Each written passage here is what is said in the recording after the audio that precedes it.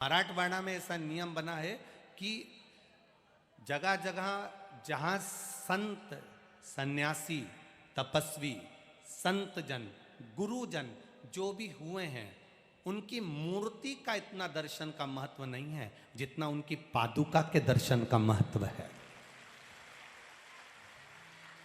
अब इधर विदर्भ में ऐसा है कि नहीं पता नहीं, वहां इतना मूर्ति का महत्व नहीं है जितने उनके पादुका, जितने उनके चरण चिन्ह के दर्शन का महत्व है। क्यों?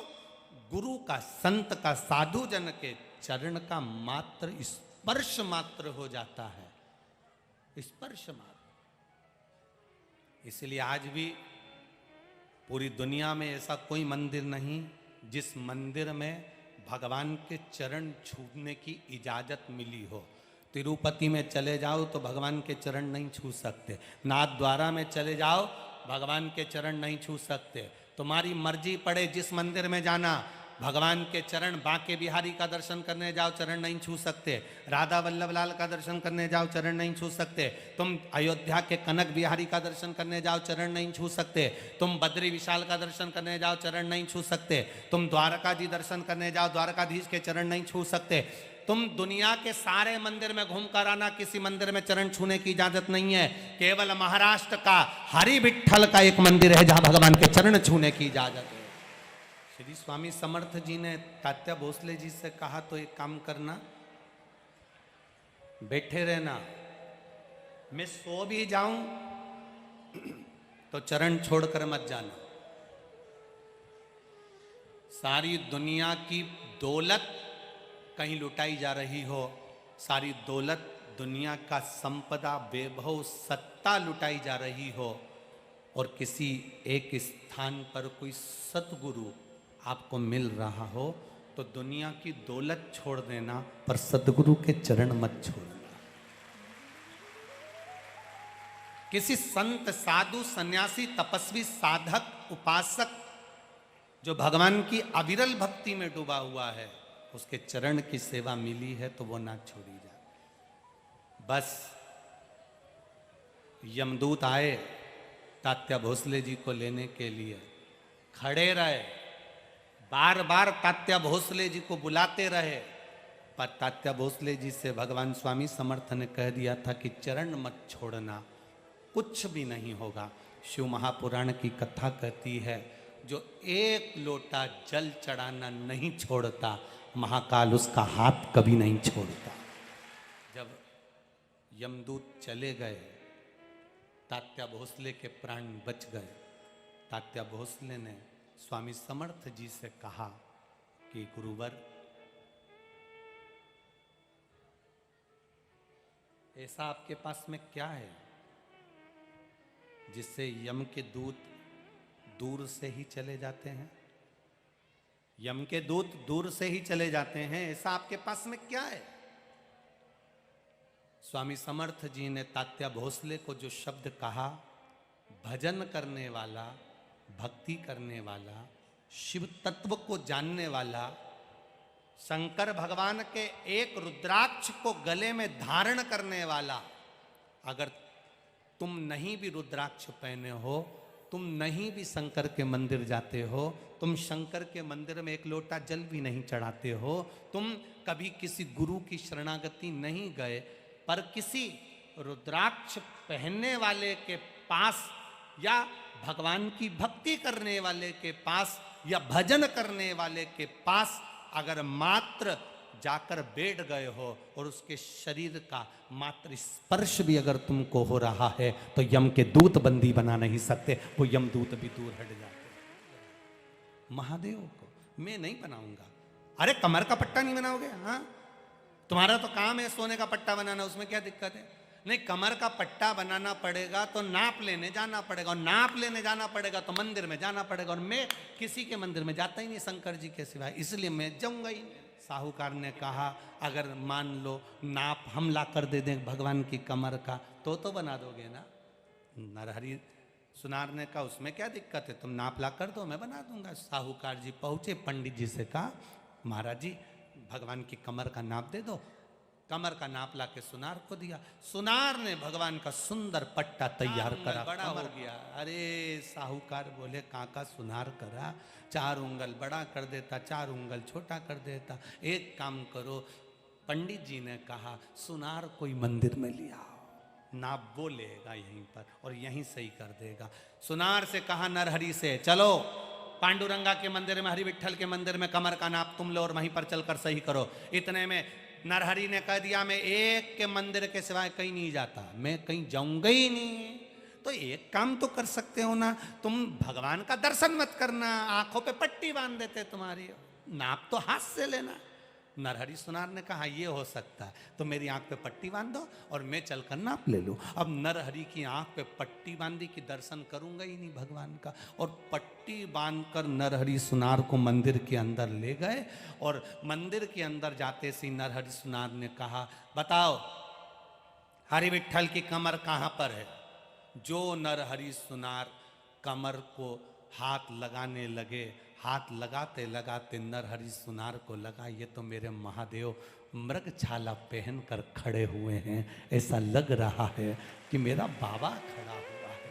पट्टी बंदी थी, विश्वास नहीं हो रहा था कि ये कौन है, तब माना नहीं दिल। तो नरहरि सुनार ने भगवान के शरीर को हाथ लगाना चालू करा। हाथ लगाया तो मालूम पड़ा कि एक हाथ में कमंडल है, दूसरे हाथ में त्रिशूल है। फिर हाथ लगाया चेहरे पर, गले के पास जो हाथ पहुंचा तो ऐसा लगा कि गले में सांप पड़ा हुआ है। नरहरि सुनार को लगा, आवाज लगाकर बोला तुम तो विठल का दर्शन करा रहे थे, विठल के कमर का पट्टा बनवा रहे थे, ये तो मेरे बाबा महादेव हैं। साहूकार बोला पागल हो गए हो नरहरि सुनार, विठल हैं। नरहरि सुनार बोले बाबा भोलेनाथ हैं, विठल हैं, बाबा भोलेनाथ हैं। इतने में नरहरि सुनार ने सिर पे बंधी हुई आंख की पट्टी को जो खोला, सामने विठल ही खड़े थे। नरहरि सुनार ने वापिस बांध लिया, वापिस पट्टी को बांधा, ये तो विठल है।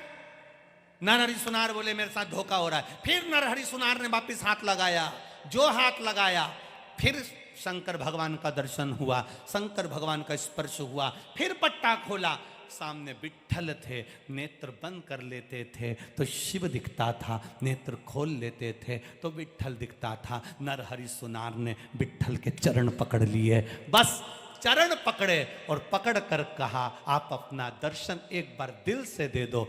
जो शीश चरण में झुकाया, झुकाते से ही नारायण के चरण में दोनों का दर्शन, नरहरि सुनार को शिव और हरि का दर्शन हो रहा था। बस उस दिन नरहरि सुनार ने चरण पकड़कर कह दिया मेरे पांडुरंगा हरि विठल ऐसी कृपा करना, दुनिया में राम का दर्शन करेंगे तो राम के दर्शन का पुण्य मिलेगा, कृष्ण का दर्शन करेंगे तो कृष्ण के दर्शन का पुण्य मिलेगा, देवी का दर्शन करेंगे तो देवी के दर्शन का पुण्य मिलेगा। हे मेरे हरि विठल ऐसी कृपा करना, जो तुम्हारे चरण का स्पर्श करे उसे हरि और हर के दर्शन का पुण्य फल प्राप्त हो जाए, ऐसी कृपा कर। ये तो बस वृक्ष के नीचे शिव महापुराण की कथा कहती है, किसी मुर्दे को अर्थी पर बांध कर ले जा रहे हो और वो मुर्दा भी अगर बेलपत्रे के पेड़ की छांव के नीचे से निकल जाए तो उसको ना तो तर्पण की जरूरत पड़ती है, ना पिंड की जरूरत पड़ती है, ना ब्राह्मण भोज की जरूरत पड़ती है, वो सीधे बैकुंठ चला जाता है। बेलपत्री के वृक्ष की मात्र छांव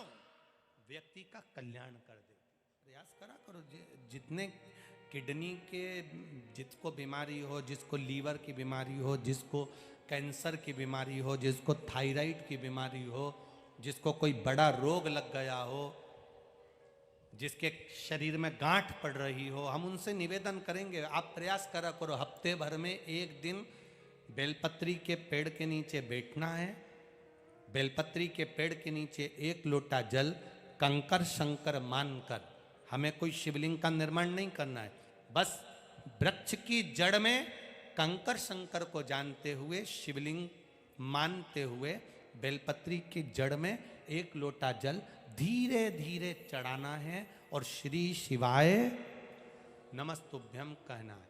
अगर श्री शिवाय नमस्तुभ्यम नहीं भी कहो तो पंचाक्षर मंत्र का जाप करो, नमः शिवाय।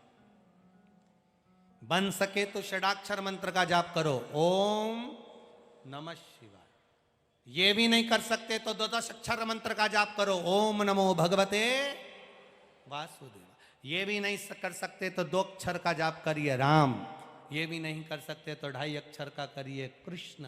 पर जाप करो, जल चढ़ाते चढ़ाते जिसका किडनी, लीवर, थायराइड आदि बीमारियां जिसको बहुत ज्यादा घेरती हो, हफ्ते में एक बार बेलपत्री के पेड़ के नीचे बैठकर शिव नाम का गुणगान करिए। धीरे धीरे धीरे धीरे बेलपत्री के वृक्ष में सारी 64 योगनियां, देवियां, देवता, लक्ष्मी, नारायण, ब्रह्मा, ब्रह्माणी, इंद्र, इंद्राणी सब उसी में विराजमान है।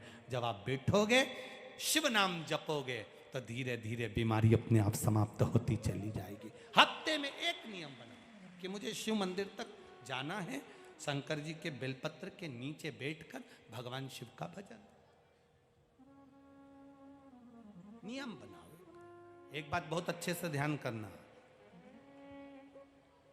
जो बेलपत्री का पौधा आपके सिर से ऊपर हो, उसी बेलपत्री के पौधे की पत्ती को लेना चाहिए। जो पौधा आपके सिर से नीचा हो, उस बेलपत्री के पौधे की पत्तियों को नहीं तोड़ना चाहिए, क्योंकि वो कुंवारा रहता है, छोटा रहता है। छोटे के कारण बस उसकी पत्तियों को नहीं तोड़ा जाता। जो बड़ा हो, जिसकी छाया हमारे ऊपर आ रही, जिसकी छांव हमारे ऊपर आ रही। कई लोगों को हम कहते हैं बेलपत्री के पौधे की पूजन करना चाहिए, बेलपत्री के पेड़ की पूजन करना चाहिए, तो उन्होंने गमले में इतना बड़ा पौधा लगा लिया, उसी की पूजन कर लेती हैं, उसी की पत्ती तोड़ लेती हैं। अब जरा विचार करो, पौधे जो तुमने गमले में बेलपत्री का पौधा लगाया वो छोटा है, उसकी छाया हमारे ऊपर नहीं पड़ रही। हमारे शास्त्र क्या कहते हैं? वृक्ष की छाया हमारे ऊपर पड़ना चाहिए। हाँ, गमले में बेलपत्री का पौधा लगाओ, थोड़ा बड़ा कर लो, बड़ा होने के बाद उसको एकांत में जाकर कहीं जमीन पर लगा कर आ जाओ। वो पौधे को ध्यान रखो, बड़ा होता चले जाए, बड़ा होता चले जाए। रोड के किनारे पर, रोड की साइड में, शमशान जाने वाले रास्ते के किनारे पर बेलपत्री का पौधा लगा होना चाहिए। क्यों? अगर कोई भूल से भी मुर्दे को लेकर जा रहा है, शमशान लेकर जा रहा है, और बेलपत्री की छाया उस पर पड़ जाती है, तो उसका कल्याण हो जाता है, वो फिर जन्म नहीं लेता, उसकी मुक्ति हो जाती है, उसका मोक्ष हो जाता है। महापुराण की कथा कहती है महाराज,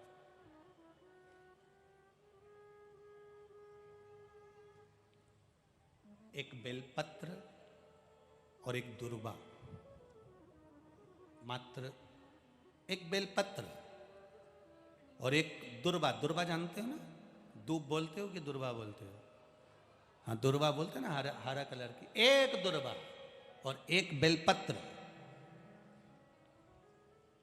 प्रयास करना जिंदगी में एक बार, जिन बेटा बेटी का मंगल विवाह नहीं हुआ हो और जिसको लगता है कि भगवान शादी हो तो ऐसी जगह हो जहाँ हमारा आदर हो, सम्मान हो, सत्कार हो, जहाँ लोग हमारा आदर करें, सम्मान करें, सत्कार करें, ऐसी जगह विवाह हो जहाँ आदर सम्मान मिले। एक दुर्वा, एक बेलपत्र, जो सोमवार की अष्टमी के दिन नंदीश्वर का स्पर्श कराकर, नंदी का स्पर्श कराकर, जलाधारी का स्पर्श कराकर शिवलिंग के ऊपर समर्पित कर देता है, उसको जो वर प्राप्त होता है और घर प्राप्त होता है वह अच्छा ही प्राप्त होता है।